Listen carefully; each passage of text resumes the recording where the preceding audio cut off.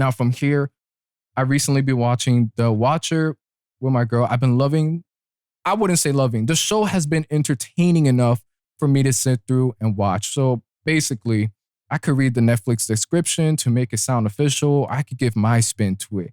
We got another Caucasian family moving into a giant expensive home that they can't afford. We got some mysterious shit going on in the show. And they ain't no, okay, there's some mysterious shit going on. We got a little bit of haunted events in there. We got some strange neighbors. They're receiving letters. And the letters are telling them to basically, like, we're watching you. We're watching your kids. They got good blood, blah, blah, blah, blah, blah. And to sum it all up, they're dealing with the fact they moved to a new house. They don't want to move out. They got to deal with the consequences, right? That might not have sounded as professional as the official Netflix description. Ominous letters, strange neighbors, sinister threats. A family moves into the suburban dream home only to discover they've inherited a nightmare.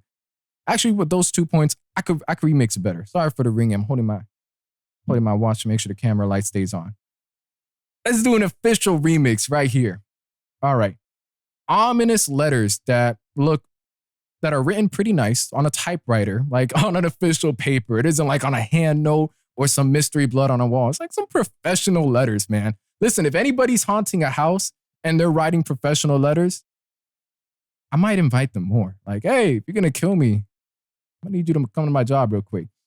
Anyhow, ominous letters, strange neighbors, sinister threats. We could keep that on there. Add in the fact that we got the head of the family making unwise decisions, irrational decisions, and for whatever reason, not leaving the house immediately, decides to continue to stay to torment his family further and further. That's how I would describe it. Now in the show, to really sit back and really break it down, there's an insane, beautiful mansion. The father, he's not able to afford a house, but he wants it because, the family needs a nice house. They need 18 bedrooms, whatever the case is. Sells like all his stock, all his stuff. Makes a financial decision that it is terrible to buy a house. Clearly, he really wants it. Anyhow, the house is cheap or at least a little cheaper than usual for no reason at all. It just happens to be on the market in the suburbs where, it's beautiful, it's safe, but the cops are right next to us. So clearly nothing wrong can happen. There's no crimes. Ain't nobody stopping by our door, right? No, it doesn't go that way. He receives a strange letter saying how there's somebody watching him exactly on his house, so on and so forth. And there's some threats in there along the way. There's threats against the family. Specifically, it's a father, a wife, 2 kids, and a ferret. Yes, you heard that right. The pet's a ferret. I don't know why they decide to choose anything but a dog, but goes to show you that you need a dog.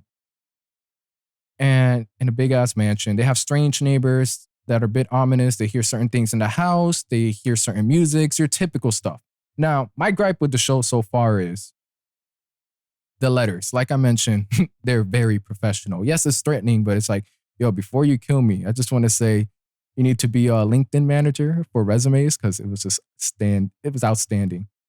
But if you're being threatened in your house, the fact that they're going for construction work in the house. So basically, I need to practice on this. Throughout these threatening events and suspicious neighbors, he's also doing work in his house as far as the basement, as far as the kitchen, spending mad bread, while the fact that there's something weird going on. And instead of investing in a gun, cameras, as well as redoing the basement, as well as redoing the house. Why are you not investing in security? As far as I'm like, 3 episodes deep, no security is being invested in here. We're installing cameras, but not that many. And we got a lot of mysterious shit going on. Eventually the ferret gets smashed. People just appear in the house. Nobody ain't really rocking with it. And we're following a couple horror tropes. And I'm just like, God, we're still doing this. So oh, wow, mysterious stuff are going on. I got to protect my family. So we got to leave the house, get a motel. That way my family's safe. Doesn't make sense because the watcher knows where the family's at.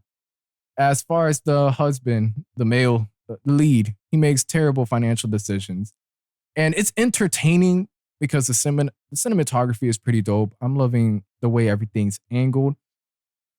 But what baffles me is how they make every wrong mistake and they still act shocked when things get worse. I'll work better on my show summaries, my movie breakdowns. By the way, Intergalactic Breakdown, I did that earlier, about 2 weeks ago. But The Watcher in itself, it's entertaining enough to where they make such poor choices that I'm invested into what they do next. It isn't unbearable, but it's just like, really? You got someone that's threatening you and you're not buying guns right away? And you're buying $1 million home, but you're not buying guns, you're not getting security. Hey man. It got my view. I don't know how much longer.